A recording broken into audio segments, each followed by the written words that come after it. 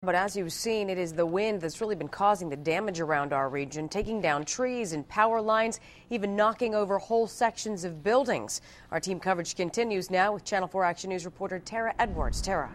In more than a dozen counties in western Pennsylvania, there's reports of wind damage and hail, and even wind gusts getting as high as 70 miles per hour. And as you can see next to us, this flag shows just how strong the winds are at this hour.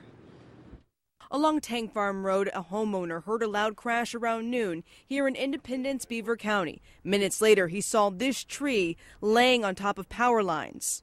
I was standing out there trying to direct traffic so no one would hit these wires. And I was only there probably about 5 minutes, and the other half of the tree came down. Scared the heck out of me. I didn't know which way to run. Down in Fayette County, gusty winds causing more trouble. This Christmas tree came crashing down outside the Fairchance Borough building. Local Boy Scouts had just placed it and decorated it Tuesday night. I think it's pretty amazing how strong the wind is. It bent the poles that the tree was holding up.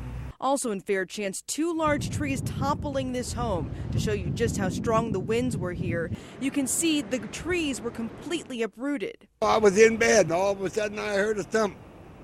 I jumped out of bed, took my flashlight, went looking around the house.